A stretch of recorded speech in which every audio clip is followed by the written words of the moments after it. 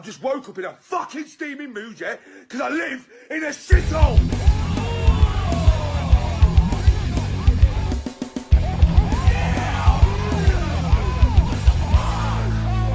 Right, it's no secret that the auto industry is in one of the worst states it's ever been, but I'd argue it's probably in the worst state it's ever been.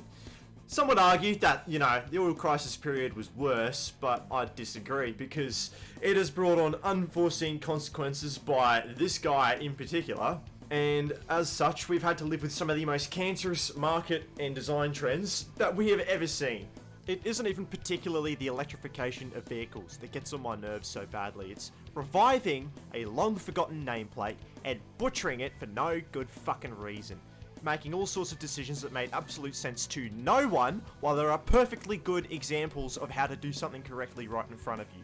And Honda has been doing an excellent job of that at the moment. I didn't think I'd be dedicating an entire YouTube channel to all of my radical and based opinions on cars, but I've finally experienced the straw that has broken the camel's back, and in a fit of rage, I've created this account to express my opinions and shout into the void for someone to hopefully hear my outcry to end this fucking madness! As somebody that lives in Australia, I've seen a great influx of highly flammable rice-powered vehicles flooding the auto market. This, the way they're designed, and the widespread adaptation of catering to the mindless consumer have created a absolute cesspool of oversaturated crossover garbage. And on the very rare occasion that we actually get anything worthwhile, any rumors of anything worthwhile coming through, it is immediately shot down with some big fucking AA flak guns out of the sky with all sorts of overbearing tech bullshit. The end product has either zero reflection on his original counterpart or is making unnecessary changes that defeat the point of the car in the first place. This is where we get to the Integra, right? I was talking about it to my friend Ethan, and this was his first reaction seeing it for the first time. Oh yeah, what the fuck? It looks it looks like it looks the front looks like it's been stung with a bee and it's swollen. It looks like it's got a blocked nose. This car has a cold. Putting that in the video. It is it's trying very, very fucking hard to look as modern and sporty as possible whilst delivering nothing of any actual value to Honda's lineup.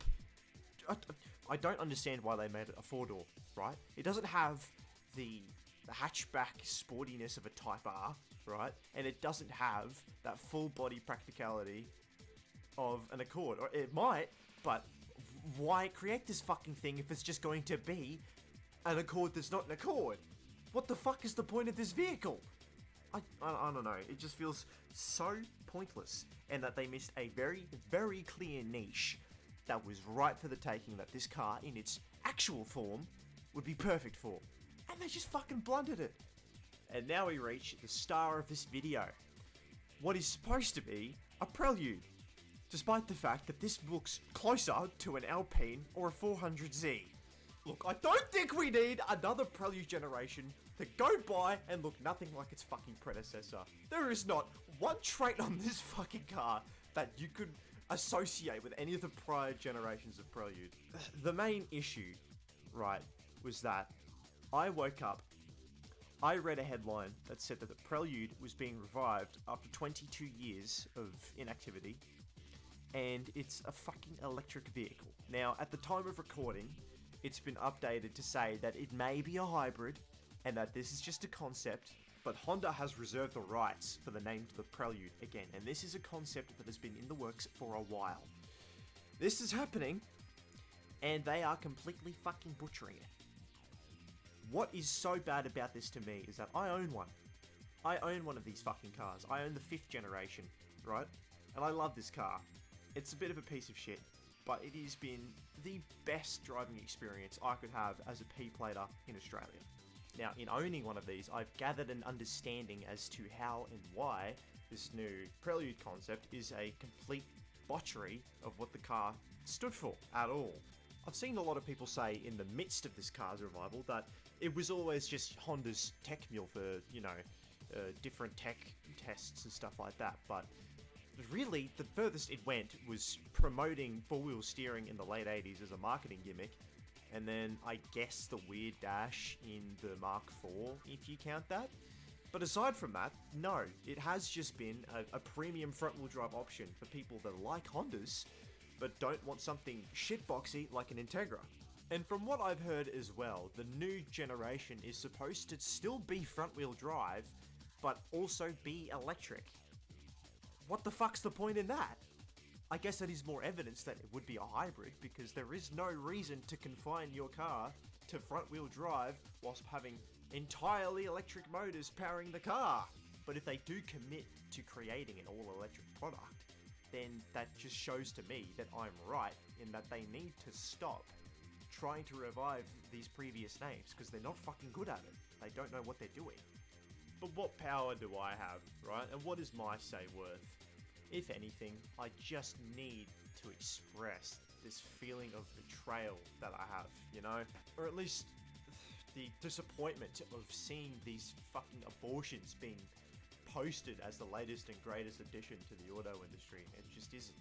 But this singular event, put on top of the mountain of instances of electrification and agendas being pushed, and the most derivative and soulless style of car becoming the industry standard, loaded with enough frivolities to distract the average already terrible driver enough to cause another near miss for me on the road. I wish a car nowadays was something that was worth getting excited for, but as it stands, I don't plan on buying anything that was made anything newer than 20 years ago. And I wish that would change. I do. But for the foreseeable future, it isn't. In the meantime, I'm going to keep enjoying the Prelude the way it was meant to be, and keep seething in my seat because I know damn well that I'll do a better job than these fucking spastics. But thank you for listening. This has been I Hate Cars, and despite my hatred for cars, I still can't live without them.